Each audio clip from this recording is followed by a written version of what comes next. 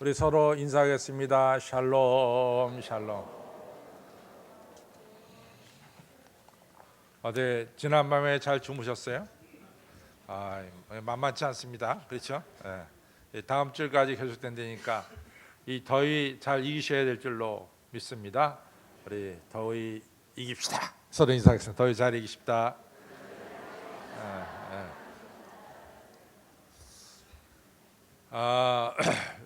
제가 이제 그 세계 자칭 예수님이라고 하는 분들이 꽤 많잖아요. 그래서 아마 우리나라도 자칭 예수님의 숫자가 세계에서 아마 금은동 이 3등 안에 들지 않을까. 어쩌면 금메달을 딸 수도 있고 은메달을 딸 수도 있고 동메달을 딸 수도 있을 것이다. 이렇게 좀 생각을 했습니다. 그래가지고 제가 그 네이버에 한번 들어갔어요. 도대체 한국에서 자칭 예수님이라고 하는 사람이 몇 명이 되느냐 궁금해서 한번 들어갔더니 한 50여 명으로 나오더라고요. 근데 여러분들은 놀라잖아요. 근데 나는 내가 생각했던 것보다 적어가지고 요거밖에 안 돼 이렇게 됐다고. 그냥 우리나라 하도 자칭 예수님이 많아가지고 50여 명밖에 안 되더라고요. 근데 그 중에서 이 요즘 문제가 되는 이 신천지의 교주 이만희라고 하는 사람이 너 예수님이다 이렇게 임명한 사람이 10명이래요.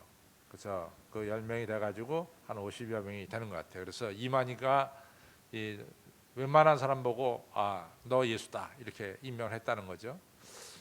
근데 그런 것을 이제 보면서 제가 이제 예전에 한번 봤던 책인데 그 책이 뭐냐면 The Three Christs of Ypsilanti라고 하는 책이에요. 근데 세 명의 이제 그리스도 입살란티에 살고 있는 세 명의 그리스도다. 뭐 이런 책이 되겠죠. The Three Christs of Ypsilanti니까요.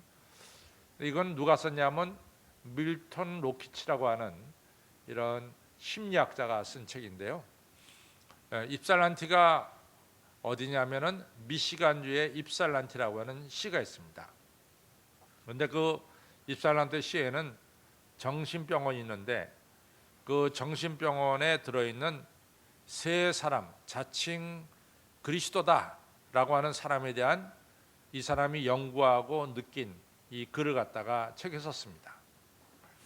이 사람이 이제 이 세 사람의 이름이 레온, 조지프 그리고 클라이드라고 하는 이 세 명의 환자인데 세 명 다 과대망상증, 정신착란증 이런 병을 가지고 있어서 다 자기가 그리스도다, 예수다 이렇게 이제 말하는 사람들이죠.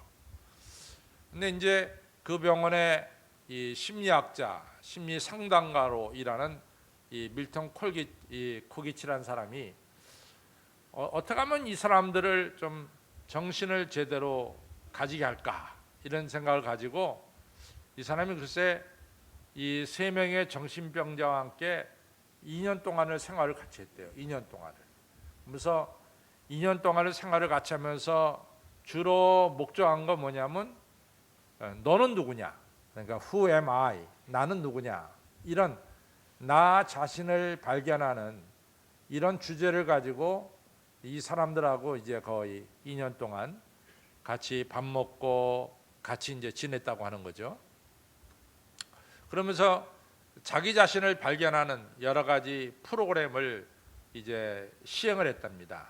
그러면서 서로 대화도 시켜보고 서로 이제 내가 누구냐 하는 이걸 가지고 얘기를 많이 할 수 있도록 그렇게 지냈다는 거죠. 근데 어느 날 우연히 일어난 일에 대해서 이분이 그 하나 써놓은 게 있어요. 근데 그게 참 재밌는 글인데 글쎄 하루는 레온이라는 자가 나는 이 땅에 이 세상을 구원하라고 하는 사명을 받아가지고 이 땅에 온 예수다 이렇게 얘기를 하더라는 거예요. 그래서 이 코기치라고 하는 심리학자가 누가 너한테 사명을 줬냐? 그랬더니 하나님께서 자기한테 사명을 줬다는 거예요. 그랬더니 옆에 듣고 있던 조지프가 난 너한테 준 적 없는데 그러더라는 거죠. 이래가지고 이 사람 얘기가 코기치 얘기가 내가 2년 동안 저 과대망상증 환자들 정신착란 이 환자들한테 2년 동안 같이 밥 먹고 지내면서 나는 누구냐 하는 프로그램을 열심히 해봤지만 결국은 아무것도 남은 것이 없다.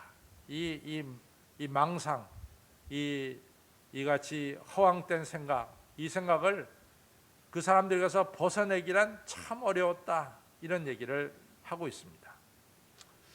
근데 이제 우리가 이제 그런 것을 보면서요, 여러분과 저가 쉽게 빠지기 쉬운 죄가 무슨 죄일까? 한번 이렇게 생각을 해보세요. 우리가 정말로 쉽게 빠지기 쉬운 죄는 뭘까? 우리 성경에서 답을 찾을 수 있습니다. 성경에서 인간이 최초로 범한 죄는 바로 교만이란 죄도 될 수 있고 망상이란 죄도 될 수 있고 허영이란 죄도 될 수가 있습니다. 우리가 창세기 3장에 보면은 우리 아담과 이브는 하나님이 아닙니다.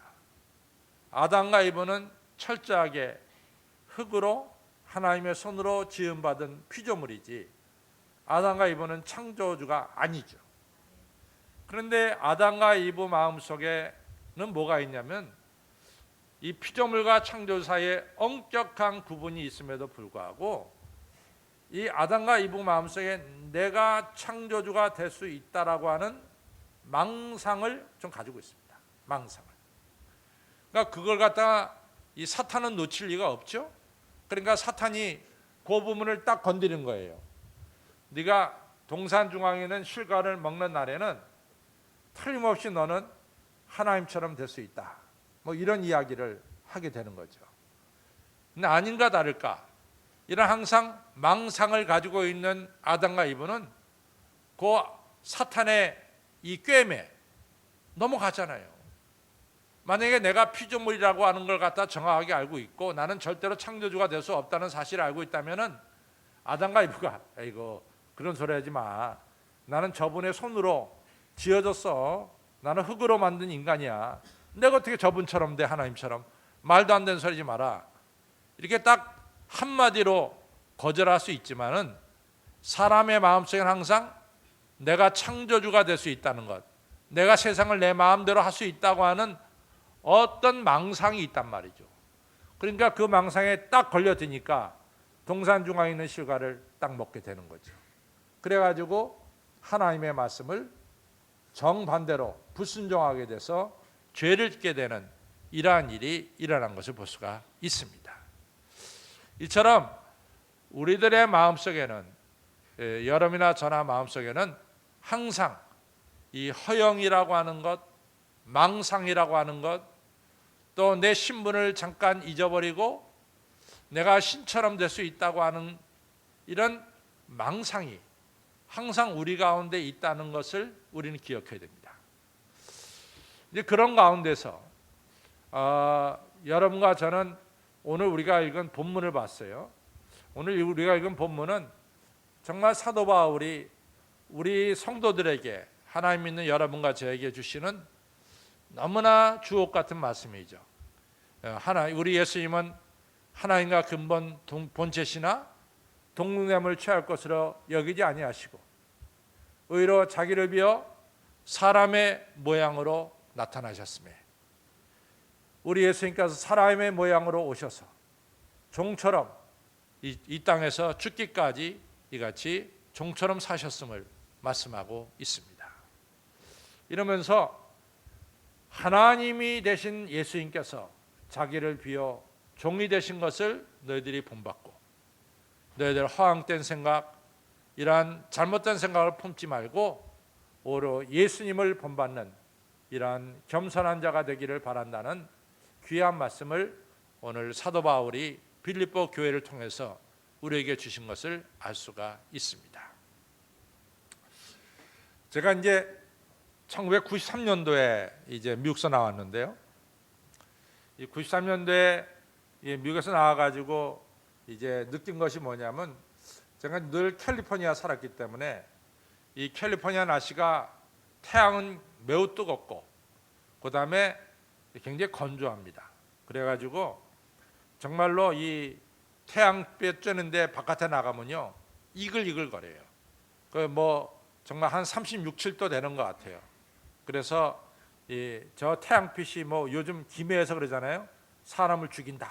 너무나 세가지고 우리나라에 글쎄 38도가 우리나라가 말이 됩니까? 우리나라에 무슨 38도예요. 근데 지금 막 38도, 39도가 되잖아요. 김해 뭐 이런 남쪽의 지방에 말이죠. 그러니까 굉장히 더운 거예요. 근데 이제 LA만 하더라도 날씨는 뜨겁지만은 건조하니까 이 빌딩 아니라 이 그늘 안에 가면은 시원해요. 견딜만 합니다. 근데 우리나라는 이게 덥고 습하니까 이 정신이 없는 거죠. 그렇죠? 근데 하여간에 어쨌거나 이 93년에 나올 때 제가 이제 조금 다르게 느낀 것은 뭐냐면 LA의 과일이 굉장히 달아요. 달 수밖에 없잖아요. 태양은 쬐고 건조하니까 뭐 수박이라든가 이런 것이 정말 굉장히 꿀수박처럼 답니다.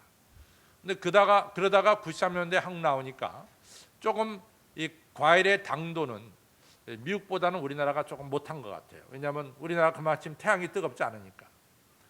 근데 최근에 말이죠. 최근에 미국에서 오신 분이 저한테 그래요. 목사님, 아니 한국 과일 맛이 미국 LA 과일 맛보다 더 맛있습니다. 그래요. 그래서 나는 사실은 그 얘기 그냥 한쪽 귀로 듣고 흘려버렸어요. 근데 제가 미국 가서 과일을 먹어보니까 우리나라 과일이 훨씬 더 달아요. 우리나라 과일이 이제는 정말 세계 어디 갖다 놔도 뒤지지 않을 만큼 수박이 얼마나 답니까? 안 달아요 우리나라 수박? 그런 수박 우리나라에서만 먹지 딴 나라에서 못 먹어요. 정말 답니다. 이만큼 이제는 우리나라 이 과일도 굉장히 뜨거운 태양 밑에서 잘 성숙돼 가고 있습니다.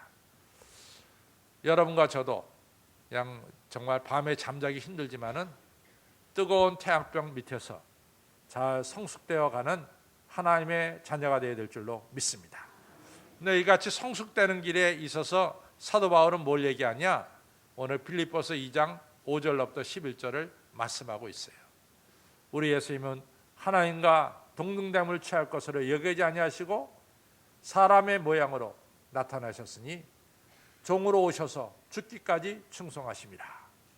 이것이 바로 우리가 그리스도를 닮아가는 길이다. 이렇게 사도 바울은 말씀하고 있습니다. 버릴 것은 버리고 또 취할 것은 취할 때 예수님처럼 여러분과 저는 그리스도를 닮아가는 성숙한 하나님의 자녀가 될 줄로 믿습니다. 우리가 잘 알다시피 이 존 켈빈은 말하기를 여러분과 저가 예수 그리스도를 믿는 순간 우리가 구원받았어요. 구원받은 사람들이 이 자리에 모여서 예배 드리는 겁니다. 여러분들 예배는요 아무나 드리는 게 아니에요. 우리가 아무나 드리는 것이 예배가 아닙니다. 예배는 예수 그리스도의 보혈로 내 죄상을 받고 내가 구원받았다는 구원의 확신과 구원의 감격 속에서 이 시간 예배를 드리는 거예요. 그러니까 적어도 여러분과 저는 뭡니까? 구원받은 사람입니다. 근데 이 구원받은 사람들이 해야 될 것이 뭐냐? 존 칼빈은 말하기를 우리가 구원받은 날부터 우리가 예수 그리스도를 얼굴로 보는 날까지 우리는 날마다 그리스도를 닮아가는 성숙한 신앙생활을 해야 된다. 이것이 바로 존 켈빈이 그의 이같이 그래서 우리에게 분명히 쓰신 겁니다. 그렇습니다. 여러분과 저는 구원받은 이 자리에서 머무는 것이 아니라 날마다 그리스도를 닮아가는 성수의 길로 나아가고 있음을 꼭 기억하시기를 바랍니다. 근데 이제 성수의 길로 나아갈 때 가장 중요한 것이 오늘 우리가 읽은 빌립보서 2장 5절로부터 11절이에요. 우리가 버릴 것은 버려야 돼. 그것은 우리가 망상을 버려야 되고 교만을 버려야 될 줄로 믿습니다. 우리가 또 취할 것은 취해야 됩니다. 그것은 예수 그리스도의 겸손을 여러분과 저는 본받아야 될 줄로 라고 물어보면 여러분들 교만 뭐라고 대답하시겠어요? 교만이 뭐예요? 다 아는데 이제 대답하기는 참 뭐하죠? 그래서 목사님 그거 참 대답하기 뭐한데 교만이죠 뭐 이렇게 이제 대답해도 되는데 우리가 이 교만에 대해서 우리가 조금 더 자세하게 알 필요가 있습니다. 첫째, 교만의 첫 번째는요, 아까도 얘기했지만은 하나의 망상이 교만입니다. 허영이 교만입니다. 우리가 이제 루시퍼를 알잖아요. 루시퍼가 천사장인데 이 천사장이 천사랍니다. 천사는 사람을 돕고 하나님을 돕는 이러한 물체가 천사죠. 천사는 하나님의 손으로 지음받았어요. 그러니까 천사는 절대로 하나님이 될 수가 없죠. 근데 천사장 루시퍼가 하나님처럼 되려고 했잖아요. 그래서 하나님처럼 되려고 하는 교만을 떨다가 하나님께 심판받아서 이제 떨어지게 된 거죠. 그것이 망상입니다. 여러분과 저는 절대로 하나님처럼 될 수가 없어요. 우리가 사사기를 보면요, 사사기를 보면은 사사기 이제 6장부터 시작되는데 이스라엘 백성들이 이제 미디안에게 어려움을 겪어요. 근데 그게 한 7년 동안 어려움을 겪습니다. 미디안 족속들이 이스라엘 사람들이 추수할 때만 들어와서 추수물을 다 뺏어가는 거예요. 그걸 무려 7년을 당했어요. 그러니까 이스라엘 사람들이 얼마나 살기 어렵겠어요. 그러니까 막 하나님께 부르짖었다고요. 그래서 하나님이 보낸 자가 누구냐면 바로 기드온, 사사 기드온입니다. 근데 기드온이 우리가 아는 대로 군대 300인을 데리고 이 주변에 있는 미디안을 비롯해서 모든 족속을 물리치죠. 그렇죠? 그래서 우리가 기드온의 300용사란 말을 쓰잖아요. 근데 기드온이 이같이 미디안을 물리치고 나서 바로 이루어진 일이 뭐냐면은 이스라엘 백성들이 기드온을 왕으로 세우려고 했어요. 근데 이러한 운동은 항상 이스라엘 내에서 꿈틀꿈틀 됐습니다. 왜냐하면은 이스라엘만 왕이 없지 주변은 다 왕이 있잖아요. 이스라엘만 왕이 없어요. 왜냐하면 주변에는 다 왕이 있거든요. 모압도 왕이 있고 암몬도 왕이 있고 모든 나라마다 왕이 있는데 꼭 이스라엘만 왕이 없는 거예요. 그러니까 이스라엘 백성들은 주변 나라들이 이같이 부러워가지고 우리도 왕을 좀 세웠으면 좋겠다 이런 마음이 속에 늘 있었어요. 그러니까 이 미디안을 갖다가 단번에 물리친 기드온을 보니까 우리의 왕이 됐으면 좋겠어요. 그래가지고 이 백성들이 기드온에게 찾아가서 우리의 왕이 되어 주십시오 하면서 요청했어요. 그때 기드온이 뭐라고 말하냐면 나는 절대로 당신들의 왕이 될 수가 없다. 같이 단번에 거절을 하죠. 그래가지고 나는 왕이 됐었고 왕은 오직 하나님 한 분뿐이다. 나와 내 가족은 절대로 이스라엘 왕이 되지 않는다. 아주 선언을 했어요. 근데 이제 이러한 기드온이 이같이 여러 부인을 통해서 자식을 몇 명을 낳냐면 70명을 낳습니다. 근데 70명의 자식이 있는데 70명의 자식 중에서 세겜 여인에게 난 자식이 아비멜렉이에요. 세겜 여인을 통해서 난 자식이 아비멜렉입니다. 근데 이 아비멜렉이 하루는 자기 형제 70명을 다 세겜으로 불러 모았어요. 내가 잔치를 벌이겠다.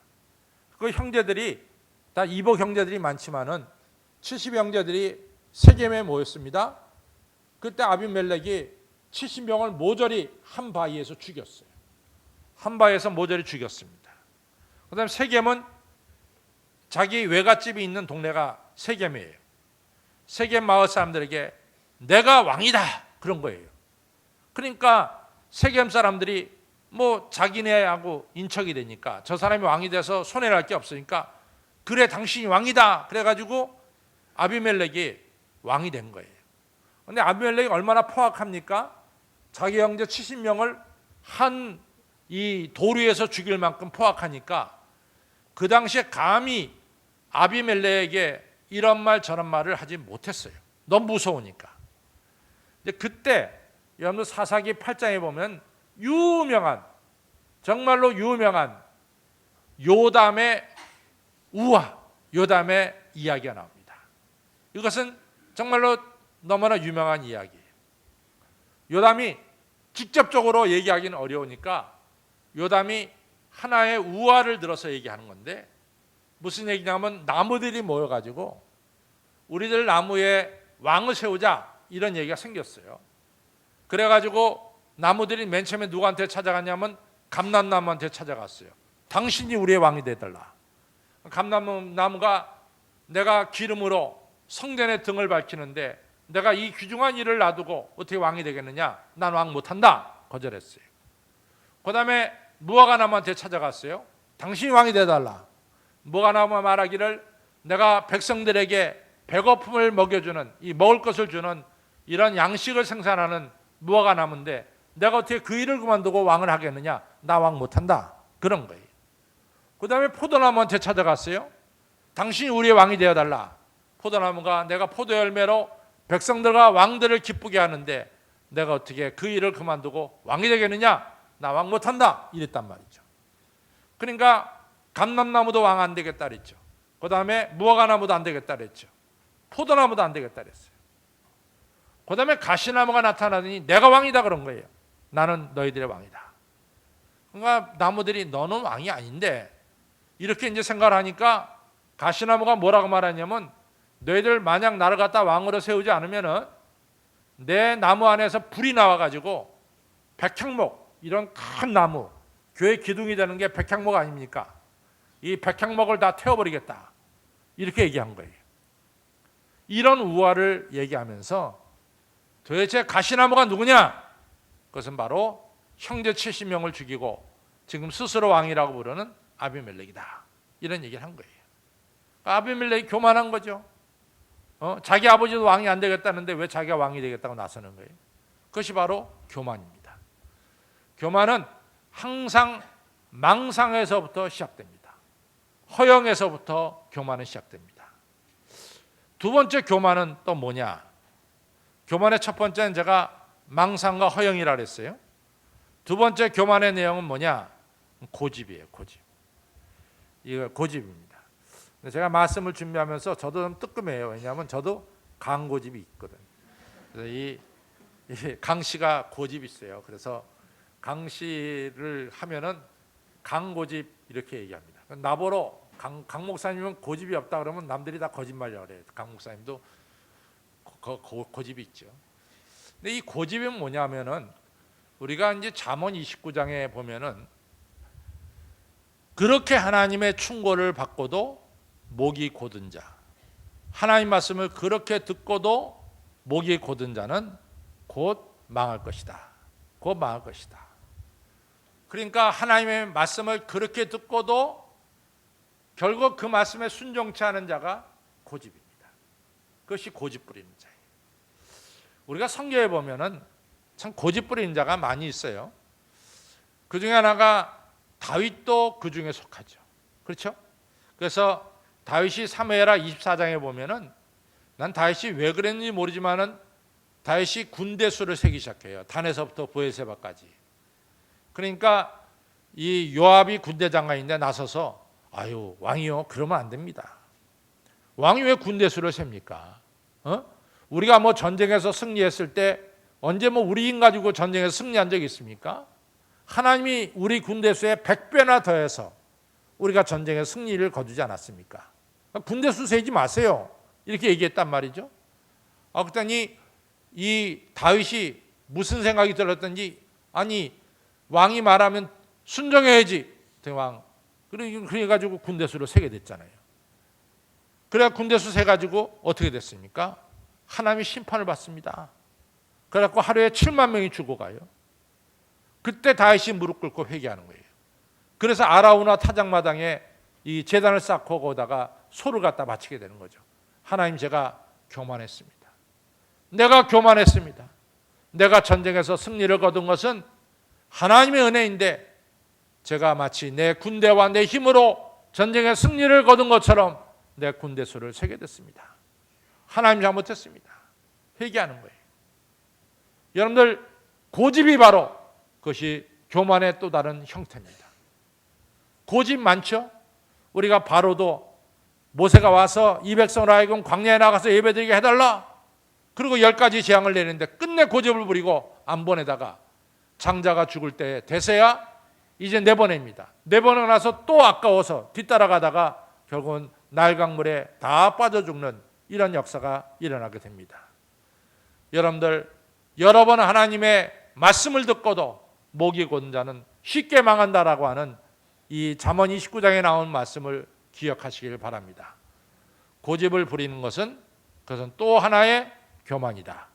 저 따라 고집 시작. 고집을 부리는 것은 아이고 잘하시네. 또 하나의 교만입니다. 세 번째는 뭐냐? 제가 첫 번째는 허영이고 망상이라고 그랬고 두 번째는 뭐라 그랬냐면은 고집이라고 그랬고 세 번째 뭐냐? 배척입니다. 교만한 사람은 남을 배척해요. 교만한 사람 특징이 뭐냐면 절대로 자기 마음속에 하나님을 모셔두지 않고 하나님 배척합니다. 절대로 이웃을 자기 마음속에 담아두질 않습니다. 자기 마음속에는 하나님도 없고 이웃도 없어요. 자기밖에 없어요. 이것이 바로 교만한 자의 특징입니다. 교만한 자는 자기 마음속에 이웃이 없대도요. 늘 자기밖에 없어요. 여러분들 한번 이렇게 마음을 한번 보세요. 여러분들 마음에 여러분들 주변에 조금 어려운 사람들 마음이 있어요? 여러분 사람은 겸손한 사람이에요. 마음을 아무리 뒤집고 봐도 아무것도 안 보여? 아, 내가 좀 교만한가 보다. 이렇게 생각하면 돼요. 한번 잘 보세요. 자기 마음을 한번 보시란 말이죠. 교만한 사람은 마음에 아무도 없어. 누구밖에 없어? 자기밖에 없어. 그러나 겸손한 사람은 마음에 누군가 있어요. 이것이 바로 믿음이야. 우리가 마가복음 12장의 믿음은 뭐냐? 하나님 사랑하고 이웃 사랑하는 거예요. 자기만 사랑하는 게 이 믿음이 아닙니다. 그러니까 우리 마음속에 누가 계셔야 돼? 하나님 계시고 또 우리 마음속에 누가 있어야 돼? 이웃이 있어야 돼. 이웃이. 내 마음속에 이웃이 없다. 아무도 없다. 여러분과 저는 교만한 사람입니다. 그러나 내 마음속에 누가 이웃이 있다. 여러분을 겸손한 사람이에요. 그 다음에 이 배척한다 그럴 때는 배척의 특징이 뭐냐면 남과 비교하는 거예요. 남과 비교해서 항상 배척시키는 거예요. 누가복음 18장에 바리새인과 세리가 성전에 올라가잖아요. 우리가 그 누가복음 18장에 나오는 바리새인과 세리의 기도를 보면서 우리가 두말할 것 없이 바리새인은 교만한 사람이라고 우리가 딱 당정짓. 이유가 똑같아. 왜냐하면 비교하거든. 하나님, 난 일에 2번씩 금식 기도하고 그리고 내가 소득의 10의 1조는 꼭 바치는 사람입니다. 저 뒤에서 지금 머리 숙이고 있는 저 세리하고 나하고는 다릅니다. 뭐 이러면서 자기를 비교하는 거예요. 자기는 저 사람하고 자기하고 다르다는 거지. 그래서 자기를 갖다가 돋보이게 만드는 거지. 그리고 자기밖에 없게 만드는 거지. 그것이 바로 교만이에요. 교만은 남을 배척하는 게 교만입니다.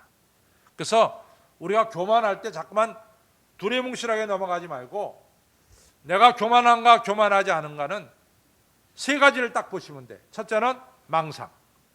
그렇죠? 두 번째 뭐요? 고집. 세 번째 뭐요? 배척.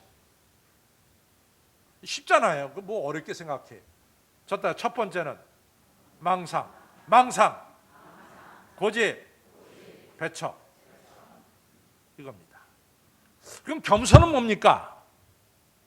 겸손은 분명한 것은 코페르니쿠스적인 생각을 딱 해야 돼. 목사님 도대체 코페르니쿠스적인 생각이 뭡니까? 코페르니쿠스가요 그 당시의 생각을 팍 바꿨어요. 180도 바꿨어요. 코페르니쿠스가 그 당시에는 지구가 중심이야. 모든 게 다 지구를 중심에서 돈다고 생각했어. 지구가 중심이야. 다 돌아. 근데 코페르니쿠스가 이걸 갖다가 180도 뒤집었죠. 지구가 중심이 아니라 뭐요? 태양이 중심이라서 지구는 태양을 중심에서 돈다. 내가 중심이 아니래도 겸손의 출발점은 내가 중심이 아니다. 여기서부터 출발하는 거예요. 누가 중심이다? 하나님이 중심이다. 내가 중심이 아닙니다. 하나님이 중심입니다. 여러분들 잘 보세요. 내가 중심인 것과 하나님이 중심인 것이 있어요. 오늘 이제 할렐루야 찬양대가 수련회를 12시에 떠나거든요. 근데 어떤 사람이 그래요. 아이, 그거 뭐 12시에 떠나 1시에 떠나지. 왜냐하면 그 사람 12시에 약속이 있거든. 아이 목사님 뭐 맨날 오후 3시에 예배 드립니까? 좀 4시에 드리시지. 왜? 3시에 자기 약속이 있어. 그러니까 항상 자기가 중심이야. 자기가 중심이 돼서 남은 모든 것은 자기를 중심으로 해서 돌아가야 돼. 그거는 교만이야. 그것은 뭡니까? 하나님이 중심이 돼서 내가 하나님 중심으로 따라갈 때 그것이 바로 겸손입니다. 그래서 겸손은 누가 중심이다? 하나님이 중심이다. 이것이 겸손이에요. 두 번째는 겸손은 뭐냐? 오늘 예수님께서 오신 것처럼 종으로 오셔서 우리를 섬기는 것이 겸손한 자의 모습입니다. 여러분과 저는 다 하나님 섬기고 이웃 섬길 때 우리는 겸손한 자가 되는 거예요. 겸손한 자가. 그 유명한 글이 있잖아요. 제우스하고 헤르메스가 이 땅에 이 거지 옷을 입고 내려왔어요. 거지 옷을. 그런데 이 제우스와 헤르메스, 이것이 다 그리스에 나온 신화에 나오는 신들 아니에요. 그리스의 신들 중에서 제일 왕초 신이 제우스 아닙니까? 제우스하고 헤르메스가 이 거지 옷을 입고 왔어. 그런데 거지 옷을 입고 온 목적은 딱 하나야. 인간들이 신들을 얼마나 공경하는가, 이걸 보려고 내려온 거야. 그런데 오늘 우리가 읽은 빌립보서 2장 5절로부터 11절은 예수님이 이 땅에 오신 목적은 뭡니까? 섬기러 오신 거야. 저거는 영광을 받으러 왔고, 예수님 뭐요? 섬기러 왔어. 정반대야. 그래서 예수님은 죽을 때까지 종의 모습으로, 사람의 모습으로 죽었어요. 그런데 이 헤르메스와 제우스는 뭐예요?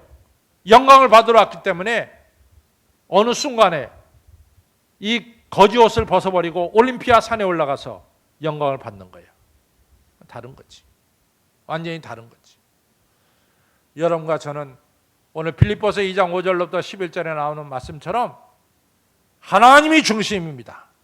하나님이 중심입니다. 이것이 겸손이고, 그 다음에 우리가 예수님처럼 저는 섬김의 삶을 살겠습니다. 이것이 바로 우리가 겸손한 삶입니다. 좀 더 구체적으로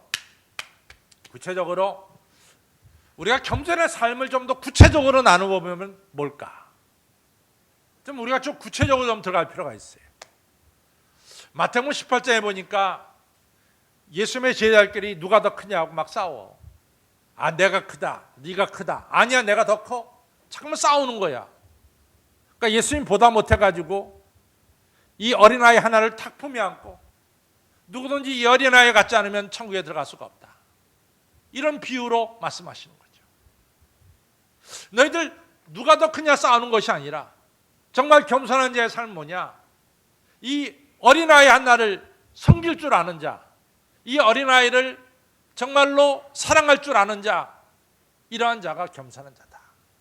근데 요즘에는 여러분이나 저나 다 어린아이를 귀하게 여기기 때문에 별로 이 말이 그렇게 잘 스며들진 못해요. 그러나 예수님 당시로 가면은 이 말씀의 뜻을 알아요. 왜냐하면 예수님 당시에는 어린아이를 숫자에 안 써였어요. 사람 취급을 안 했어요, 어린아이를. 여러분들 눈에 잘 안 보이는 것들, 평범한 것들, 이러한 것들을 섬기는 것이 바로 겸손의 삶입니다. 눈에 띄고 이런 거를 하는 게 아니에요. 눈에 안 보이는 아주 평범한 삶, 평범한 자를 섬기는 것이 바로 겸손의 삶입니다. 평범한 것, 눈에 띄지 않고 평범한 것, 그것을 잘해야 돼요. 평범한 것을. 여러분들 주변에 평범한 것 잘하시길 바랍니다. 평범한 것. 그 다음에 중요한 것은 평범한 것을 하다가 수틀림은 버리는 게 아니야. 수틀림은 끝까지 가는 거야. 끝까지. 이것이 겸손한 자예요. 여러분 보세요. 나는 이 교만한 삶의 하나의 특징이 뭐냐면 잘하다가 수틀리면 딱 버려버려. 이 교만한 거예요. 수틀리면 버린데도 기분이 좀 나쁘잖아. 안 해버려. 그럼 교만한 거예요. 여러분들 무슨 일을 했잖아. 끝까지 가는 거예요. 여러분들 성가대 수틀리면 떠나는 거. 성가대 교만한 자야. 수틀리면 떠나는 거. 성가대는 뭐요? 끝까지 가는 거야. 우리 할렐루야에서 따라하세요. 끝까지 가는 거다. 하는 사람이 있고 안 하는 사람이 있어요. 끝까지 가는 거다. 끝까지 가는 거야. 기분 나빠. 아이고 오늘따라 우리 이지자가 왜 이렇게 기분 나쁘게 하냐. 이게 아니래도 끝까지 가는 거래도 끝까지. 그것이 겸손한 자래도. 세 번째 중요한 게 있습니다. 세 번째는 입술이 중요한 거예요. 이 말이 중요한 겁니다. 이 스미스인데 첫 번째 이 사람 이 생각이 안 나는 이 사람이 이 스미스라는 분이 요한 13세에 대한 글을 하나 썼어요. 요한 13세 교황 요한 13세. 이게 글이 참 재밌어요. 교황이 이게 참 어려운 자리예요. 지금 교황이 얼마나 어려워요. 지금 바티칸 은행을 개혁하는데 아마 교황이 굉장히 힘들 것 같아요. 바티칸 은행을 개혁한다는 게 쉽지 않은데. 근데 이제 교황 밑에는 이제 추기경들이 있잖아요. 추기경들이 있는데 그 중에 추기경 하나가 맨날 와서 얘기하는 거예요. 교황님, 이렇게 해야 세계가 제대로 돌아갑니다. 그러니까 뭐 교황은 항상 세계의 왕 중의 왕이라고 생각하니까 뭐 맨날 추기경이 와서 이렇게 해야 세계가 제대로 돌아가고 이렇게 해야지 가톨릭 교회가 바르게 섭니다. 맨날 추기경 하나가 찾아와서 교황한테 그 얘기하는 거야. 이렇게 해야 되고 이렇게 해야 세상이 잘 돌아간다고. 교황이 매일같이 그 추기경 얘기 듣는 거야. 이렇게 해야. 그러니까 그 사람 말에 의해서 세상은 제대로 돌아가고 그 사람 말 안 들으면 세상은 잘못 돌아가고 그 사람 말을 들어야 가톨릭 교회가 제대로 돌아가고 그 사람 말 안 들으면 가톨릭 교회가 잘못 돌아가고. 맨날 이 사람은 그 사람은 그렇게 얘기하는 거지. 그 추기경은. 교황이 매일같이 그 얘기를 듣고 있다가 이것도 뭐 한두 번이어야지. 맨날 그 사람에 의해서 그 사람 말만 들어야 세상이 제대로 돌아가고 그 사람 말을만 들어야지 가톨릭 교회가 제대로 돌아간다 그러니까 이 교황도 그냥 요한 13세도 참 고민이 많았던 거죠. 근데 이제 교황 13세가 하루는 밤에 꿈을 꿨는데 천사가 나타나서 야 너무 심각하게 생각하지 말아라. 너 아주 편안하게 교황일 하고 세상은 내가 움직인 게 아니냐? 이렇게 이제 천사가 와서 이제 하나님 말씀을 대언했어요. 교황이 무릎을 탁 쳤어요. 교황이 세상을 움직입니까? 하나님이 세상을 움직입니까? 누가 세상을 움직여요? 그러니까 교황이 너무 기뻤어요. 그렇다. 나도 가끔 내가 세상을 움직이는 사람처럼 생각했는데 내가 아니라 하나님이 세상을 움직이는구나. 이걸 갖다 다시 한번 확인하게 된 거죠. 그래서 그 다음날 추기경을 불렀어요. 맨날 자기 말만 들어야 세상이 바르게 움직인다는 그 사람을 불렀어요. 이봐, 제가 어젯밤에 꿈을 꿨는데 꿈에서 글쎄 하나님 보낸 천사가 나타났잖아. 천사가 하는 말이 교황 13세야 요한 13세야 너무 심각하게 살지 말아라. 세상은 내가 움직인다. 너 너무 심각하게 살지 말아라. 이렇게 얘기했다는 거예요. 그 추기경께서는 그 얘기에 대해서 어떻게 생각하십니까? 했더니 이 사람이 안반 안 하고 내려가더래요. 그럼 머리가 있으니까 깨달은 거지. 여러분들 지적한다고 해서 세상이 바르게 돌아가는 게 아니요. 여러분들이 지적한다고 해서 뭐 한식교회가 제대로 돌아가는 게 아니라고요. 착각하고 있어요. 착각. 세상이 누구예요? 하나님 손에. 교회가 누구요? 하나님 손에. 우리는 우리의 맡은 일을 잘하면 되는 거예요. 우리의 맡은 일을 잘하는 사람이 겸손한 것이고 잠깐만 남을 지적하는 사람이 그 사람이 교만한 사람이에요. 그래서 여러분과 저는 이 맡겨진 일에 잘 충성을 다하시는 겸손한 사람이 되시기를 바랍니다. 그래서 이왕이면 우리는 끝까지 가야 돼. 인내하면서 가야 돼. 그렇죠? 그래서 겸손한 삶은 제가 세 가지로 얘기했어요. 첫째는 평범한 일을 잘하는 거. 두 번째는 뭐죠? 끝까지 하는 거야. 싫은 일에도. 그렇죠? 세 번째는 남을 지적하는 것이 아니라 내 일에 충성하는 것. 그리고 인내로서 사명을 잘 감당하는 우리 모두가 되시기를 주님의 이름으로 축원합니다. 기도하겠습니다. 아버지 하나님 감사합니다. 우리가 수십 년 교회를 다녔어도 우리가 주님을 닮아가지 못하고 아버지 살아갈 때가 많이 있습니다. 하나님 아버지 뜨거운 여름에 만물이 무르익듯이 주 하나님 이 여름을 지내면서 우리 예수님처럼 모든 교만은 다 버릴 수 있도록 도와주시고 겸손한 자가 될 수 있도록 성령님 역사하여 주옵소서. 우리가 평범한 것을 잘 섬길 수 있도록 도와주시고 힘들고 싫어도 맡겨진 일 끝까지 감당해내는 겸손한 마음이 저희들에게 있게 해주시고 저희들 입술과 삶 속에서 아버지 저희들이 맡겨진 일에 충성을 다할 수 있도록 성령님 붙들어 주옵소서. 그래서 예수님께서 끝까지 십자가 지셨듯이 저희들도 맡겨진 사역 끝까지 잘 감당하는 겸손한 삶을 살아서 예수 그리스도를 닮아가는 성숙한 성도가 되게 하여 주옵소서. 감사하며 예수 이름으로 간절히 기도를 쌓옵나이다. 아멘.